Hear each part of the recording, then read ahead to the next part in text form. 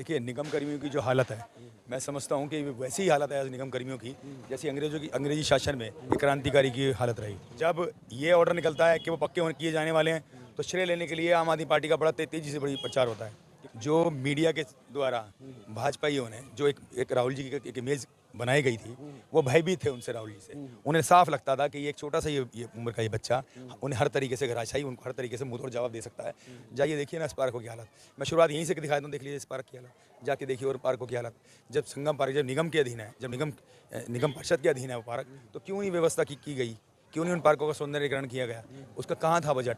वो बजट कहाँ है, ये तो निगम कर्मी बताएंगे ना, ये सॉरी निगम पार्षद साहब बताएंगे ना, जो रहे हैं पिछले 15 सालों में। केजरीवाल आरएसएस के?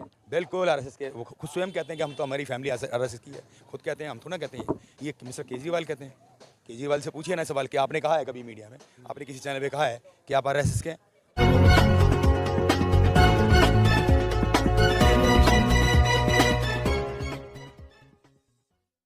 नमस्कार, मैं विकास, आप देख रहे हैं जस्ट टीवी इंडिया। और इस समय दिल्ली में इलेक्शन का माहौल है। तमाम प्रत्याशी हैं, मैदान में उतर रहे हैं और जनता से लगातार अलग अलग वायदे किए जा रहे हैं जो लोकतंत्र में इतने सालों से चल रहा है।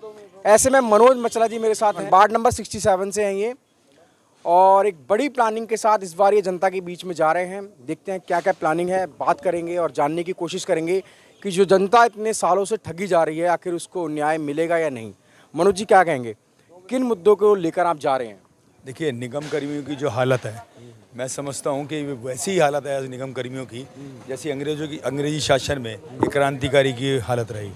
मेरा मानना तो यही है। देखिए, सरकार भी बड़ा फ़र्क करती है, दिल्ली सरकार ने भी बड़ा फ़र्क किया उनके साथ। पहली बात तो दिल्ली सरकार कभी मानती नहीं कि वो निगम कर्मी है। जब ये ऑर्डर निकलता है कि वो पक्के किए जाने वाले हैं, तो श्रेय लेने के लिए आम आदमी पार्टी का बड़ा तेज़ी से बड़ी प्रचार होता है कि केजरीवाल जी ने पक्का करा दिया। जब केजरीवाल जी सैलरी नहीं दे सकते, जब सैलरी वाली बात आती है तो वो कहते हैं जी ये तो लोग हमारे अंडर ही नहीं आते जी। और जब पक्का कराने का श्रेय लेने की बात है तो केजरीवाल जी के विज्ञापन, उनके छोटे छोटे जो छोटे भैया नेता हैं, उनके विज्ञापन देखिएगा। प्रचार में इतना पैसा खर्च करते हैं वो, बस अगर वही प्रचार में पैसा आप लगाते हैं, बड़े बड़े होर्डिंग्स लगाते हैं, वही सैलरी दे दो ना उनको। क्या लग रहा है, आप कांग्रेस प्रत्याशी हैं और लगातार कांग्रेस को लेकर पूरे देश में सवाल खड़े होते हैं, तो क्या राहुल गांधी की जो यात्रा है, भारत जोड़ो यात्रा, उसका कितना फर्क पड़ने वाला है एमसीडी इलेक्शन पे? देखिए, जो मीडिया के द्वारा भाजपाइयों ने जो एक राहुल जी की एक इमेज बनाई गई थी, वो भयभीत थे उनसे, राहुल जी से। उन्हें साफ लगता था कि ये एक छोटा सा ये उम्र का ये बच्चा उन्हें हर तरीके से घराशाई, उनको हर तरीके से मुंहतोड़ जवाब दे सकता है। तो उन्होंने किसी न किसी तरीके मीडिया के जरिए उनकी छवि को एक छोटे से बनाया, और वो भी उस व्यक्ति ने जो स्वयं कहता है कि वो चाय वाला है।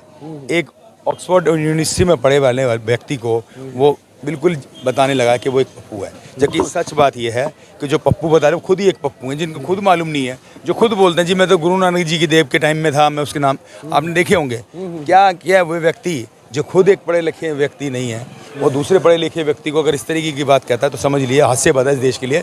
ये समझ लीजिए कि लोकतंत्र को सबसे बड़ा खतरा शुरू हो चुका है कि एक ऐसा व्यक्ति जिसे खुद नॉलेज अपने देश के बारे के इतिहास के बारे में जानकारी नहीं है, और वो दूसरे व्यक्ति को, पढ़े लिखे व्यक्ति को अगर वो बताए कि वो मतलब कोई उसके अंदर से नहीं है। तो क्या कहेंगे मनोज जी, इस बार किन मुद्दों को लेकर इस बार? मैंने आपको पहले बताया कि सफाई कर्मियों की जो हालत है, जो निगम के साथ उनके साथ दोगला व्यवहार किया जा रहा है, 6-6 महीने सैलरी नहीं देना, तो मैं मानता हूं कि वो उसी तरीके से है जैसे अंग्रेजों ने हमारे क्रांतिकारी को देश आज़ादी में ये काम किया था, उस तरीके से है। उनको सैलरी। लेकिन गलियों की भी बहुत सारी समस्याएं हैं, और भी बहुत सारी समस्याएं, गलियां टूटी रहती हैं, और एमसीडी का जो निगम पार्षद है वो उतना ध्यान देते नहीं है। तो बिल्कुल कहूँगा आपसे, यहाँ आम आदमी पार्टी के निगम पार्षद साहब रहे हैं और 5 साल उन्होंने अपना पूरा कार्यकाल पूरा किया है। उन 5 सालों में तो खैर वही बताएंगे, अगर सवाल उनसे किया जाए क्या काम किया है वही बताएंगे। संगम पार्क, जैसा कि वार्ड का नाम है संगम पार्क, जाइए ना इस पार्क में, इस संगम पार्क में इतने पार्क हैं, एक पार्क दिखा दीजिए आप। मैं आप मीडिया की तो बोल रहा हूँ, कहते हैं ना हाथ कंगन को आसिक्या, पढ़े लिखो फारसी क्या। जाइए देखिए ना इस पार्कों की हालत। मैं शुरुआत यहीं से दिखाता हूँ, देख लीजिए इस पार्क की हालत, जाके देखिए और पार्कों की हालत। जब संगम पार्क जब निगम के अधीन है, जब निगम परिषद के अधीन है वो पार्क, तो क्यों नहीं व्यवस्था की गई, क्यों नहीं उन पार्कों का सौंदर्यीकरण किया गया? उसका कहाँ था बजट? वो बजट कहाँ है, ये तो निगम कर्मी बताएंगे ना, ये सॉरी कि निगम पार्षद साहब बताएंगे ना, जो रहे हैं पिछले 15 सालों में, वो बताएंगे ना कहाँ गया वो फंड। एक बार भी कभी ऐसा नहीं हुआ, आप जानकारी लीजिएगा यहाँ के नागरिकों से, कभी भी ऐसा कभी नहीं हुआ कि कभी पार्कों का सौंदर्यीकरण कराया गया हो। मुख्य पार्क का कभी एक छोटे से साइड में सौंदर्यीकरण हुआ था, और इतने पार्क में कोई सौंदर्यीकरण नहीं है किसी भी प्रकार का। उनकी बीजेपी फिर से दावा कर रही है कि वो निगम में। सर बीजेपी तो दावा करती ही रहती है, बीजेपी तो हर बात का दावा करती है। बीजेपी के लोग तो ये भी कहते रहे, उनके प्रधानमंत्री जैसे लोग, उनके अमित शाह जैसे लोग कहते रहते गुरु नानक देव जी की हमारे साथ काम किए। उनका तो दावा अलग है, वो तो कल को ये भी कह देंगे कि अंग्रेजी भी उनके सामने ही आए थे, इस कंपनी जो आई थी वो उनके सामने ही आई थी और देश पे कब्जा उनके सामने ही हुआ था। वो तो ये भी है कि लग रहा है आपको कांग्रेस इस बार बिल्कुल कांग्रेस का हर वर्कर कांग्रेस के साथ आज जन सहयोग है, और हर व्यक्ति अब कांग्रेस की तरफ। पब्लिक क्या कह रही है अभी? पब्लिक बहुत परेशान है दोनों ही पार्टियों से, आम आदमी से और बीजेपी से। ये दो व्यक्ति बीच में आए थे, आपको ध्यान होगा, दो व्यक्ति आए थे, शोर मचाया था कि वो दुनिया का सबसे ईमानदार आदमी है।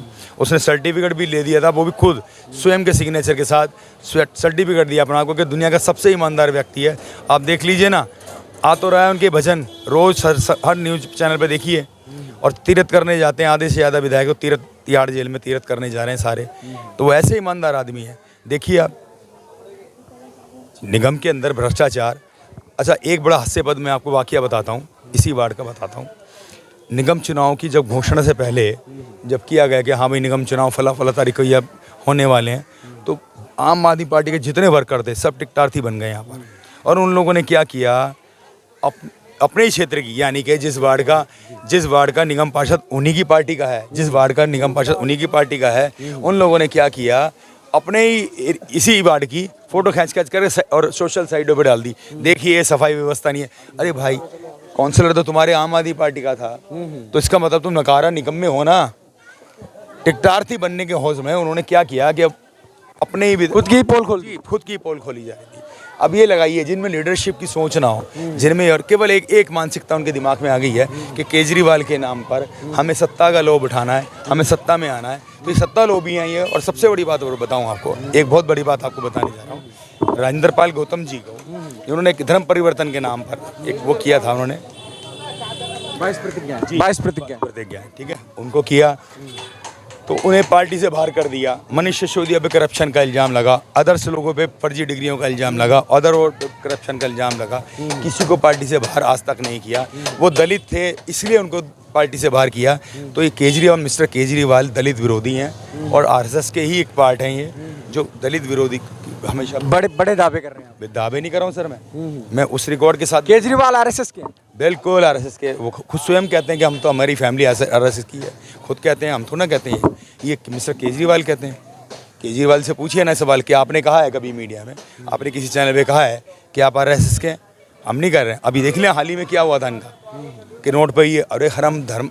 अब उसके बारे में तो मतलब एमसीडी इलेक्शन जीतने के बाद लक्ष्मी गणेश की फोटो लगने वाली है। देखिए वो उनका मुद्दा है, जो उनका मुद्दा है, जो उन्हीं के बारे में, जो ईश्वर के नाम पर अपनी राजनीतिक रोटी सेकते हैं। यहाँ ऐसा नहीं है, यहाँ गरीबों की लड़ाई लड़ने में, गरीबों का आंदोलन करने के लिए, गरीबों को हक दिलाने के लिए हम वो लड़ाई लड़ते हैं, हम सभी समाज के साथ। मनोज जी, सवाल मेरा लास्ट यही है कि कांग्रेस के समय में सफाई कर्मचारियों की क्या स्थिति थी, और अब जो फिर से आप बता रहे हैं कि कांग्रेस में निगम की सरकार जो है बनने वाली है, बिल्कुल जी, तो क्या पहले और अब में क्या फ़र्क है? देखिए, अगर आप कर्मचारी से, निगम कर्मियों से पूछेंगे ना, तो वो ये कहेंगे कि अगर एक समय ऐसा था कि सेंटर में अटल बिहारी वाजपेयी की सरकार थी, दिल्ली में शीला जी की सरकार थी, पर सैलरी कभी नहीं रुकी हमारी, हमें समय पे मिलता रहा, और कभी बोनस नहीं रुका उनका, कभी कुछ और फैसिलिटी है, कभी एमसीडी की नहीं रुकी है, और बहुत पोलाइटली तरीके से निगम कर्मियों को सुविधाएं प्रदान करती रही है दिल्ली सरकार। और दिल्ली सरकार ने हमेशा अपना पार्ट माना। मिस्टर केजरीवाल तो अपना पार्ट ही नहीं मानते हैं। केवल जब एक परमानेंट की बात आती है ना, कर्मचारी के, निगम कर्मियों को कि इन्हें परमानेंट किया जाना वाला है, तो हाँ, प्रचार करने में सबसे आगे होते हैं मिस्टर केजरीवाल। प्रचार करने में सबसे ज़्यादा, प्रचार करने में उनका ध्यान होता है कि प्रचार कर दिया जी, हमने पक्का कर दिया। ये जो होड़ ले नहीं है ना, ये जो उनके राजनीतिक ये होड़ है, उनकी महत्वाकांक्षा है कि हम राजनीतिक किसी ना किसी तरीके से बेनिफिट लेते रहें। और आपको याद होगा मिस्टर केजरीवाल जब आए थे तो उन्होंने कहा था जी हम प्रचार में कोई पैसा नहीं खर्च करेंगे, हम सैलरी नहीं लेंगे, बंगला भी नहीं लेंगे। अब सब किया, अब वो जन लोकपाल भी कहाँ गया? लेकिन बीजेपी फिर से कह रही है कि जहाँ झुकी वहीं मकान। कैसे निपटोगे मनोज जी आप? यही मानसिकता के साथ इन दोनों पार्टियों में होड़ लग गई है। अब दोनों करने लगे, जबकि ये अगर आपको मैं बताऊं कि ये बात कांग्रेस की देन थी।